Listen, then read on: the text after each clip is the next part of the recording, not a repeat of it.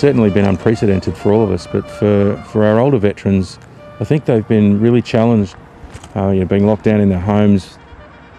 For the second year running, Navy veteran John Shortino and his wife Bronwyn have paid their respects on Anzac Day from their driveway. We've been very lucky with the way that the coronavirus has played out here, but I think overall, we're a resilient people.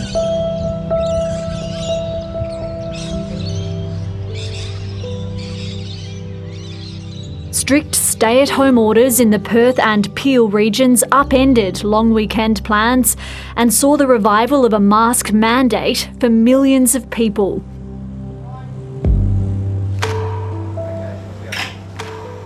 Restaurants were again reduced to selling takeaways. Horrendous, in a word. Hospitality suffered greatly. We would have had a great weekend, so we had hundreds of bookings, so it hurts. Many made the most of their 1 hour of permitted outdoor exercise. It is pretty harsh, but then, it's a pandemic, isn't it? I think they're doing a great job, but I'm perplexed as to the sort of tough stance in putting us all into lockdown. But on the other hand, it's an unknown quantity, isn't it? Perth's second lockdown in less than 3 months was sparked after transmission of COVID-19 between guests at this quarantine hotel, the Mercure. A Victorian man tested positive after staying in a room adjacent to another positive case who had returned from India. The man was in the Perth community for 5 days before being tested, resulting in hundreds of close contacts. My name's Nicole. I flew from London on the 2nd of April. UK nurse Nicole Carter was one of those close contacts. She stayed on the same floor as the positive case and has to complete another round of quarantine. Everyone that was on that floor, I think, has to do the 14 days. The 24-year-old was granted an exemption to work in nursing homes. She's already had COVID and is fully vaccinated. To get that phone call, I was like, no, not now. But I do understand why they've done it, and I accept that it's just one of those things. And I think the hotel room that I've got now is definitely a little bit better than the one at the Mercure. The breach has reignited debate about the suitability of hotel quarantine and the risk of airborne transmission. Experts say that can occur via airflow in and out of rooms and in corridors. The single biggest risk that remains is ventilation. That's the one that needs to be addressed nationally. We need to stop arguing and find a way to improve the ventilation standards, both in hotel quarantine and alternative facilities. Dr Taryn Wiramanthri recently conducted an independent review of hotel quarantine arrangements in WA. He argues that more remote cabin-style quarantine facilities, such as this one at Howard Springs, should be considered.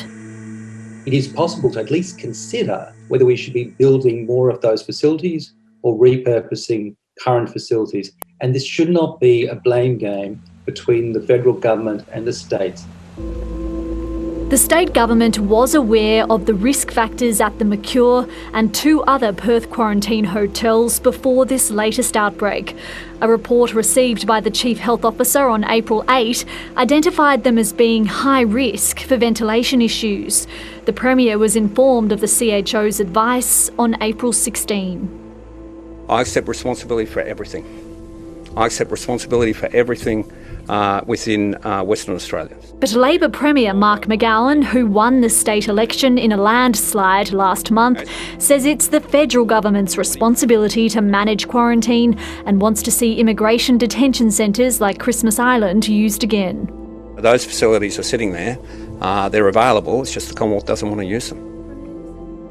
I'd love to tell you that air bases or the Christmas Island facility is fit for purpose, but it's not.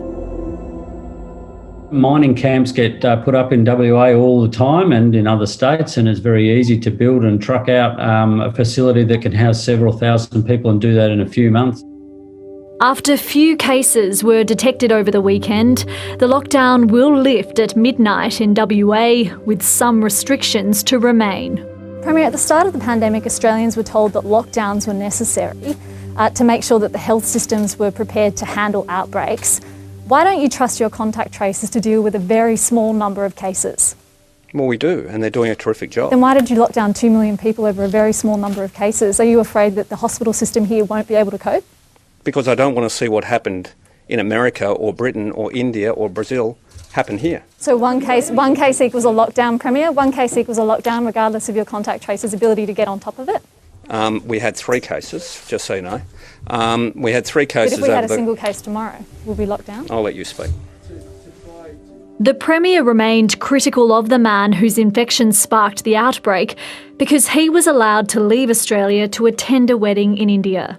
If you can't go to a funeral, or you can't go to a wedding, or you can't go and run an athletics meet, so be it.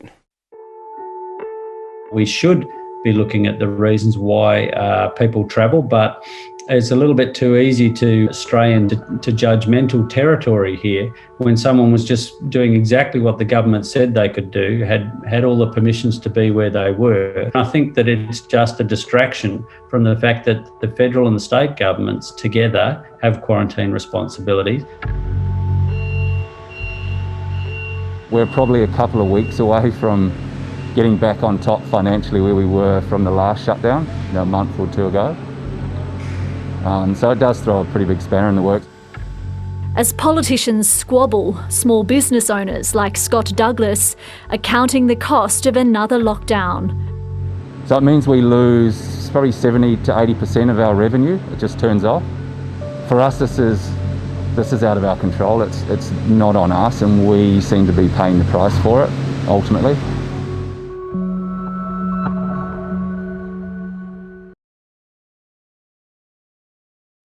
Hi, I'm Lee Sales. Thanks for watching this story. If you'd like to watch more of 730's stories, they are on the left of your screen. And tap on the button below to subscribe and get the latest from ABC News.